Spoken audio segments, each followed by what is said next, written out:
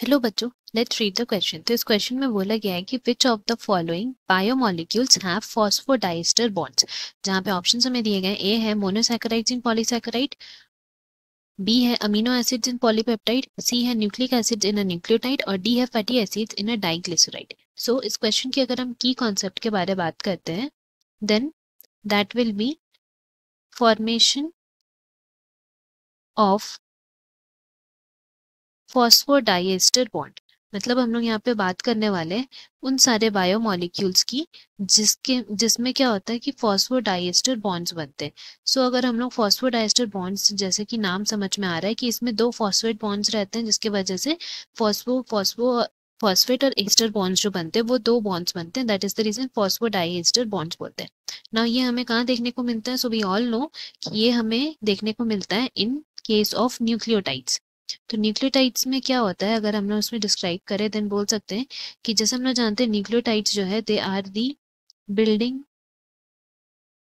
Block of peptide bond. So here we can write building blocks of nucleic acid. Now क्या होता है कि nucleic acid में हमारा डीएनए और आरएनए आएगा। जैसे कि हम लोग जानते हैं कि ये सब जो है they are linked by phosphodiester bond. Now phosphodiester bond क्या है? These are formed when phosphate group, यहाँ पे दो न्यूक्लियोटाइड जब जुड़ते हैं तो मान लेते हैं कि ये हमारा पहला न्यूक्लियोटाइड है। तो क्या होता है कि when a phosphate group from one nucleotide bonds with the hydroxyl group of 3 carbon of the sugar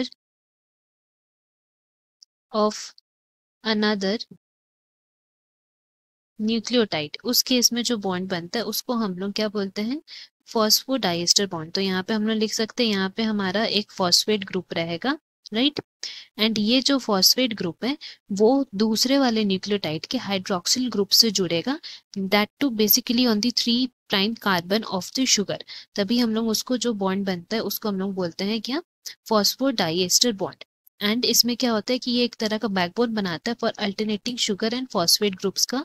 ये शुगर और फॉस्फेट का जो बैकबोन है, which is the structural form of DNA, हम लोग बोल सकते हैं backbone of DNA.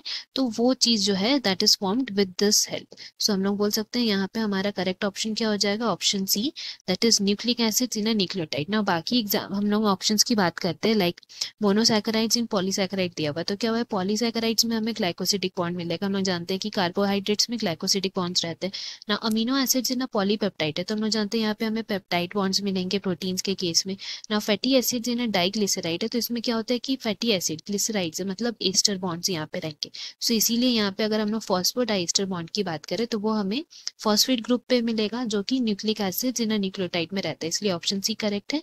Hope you have understood. Best of luck. Thank you.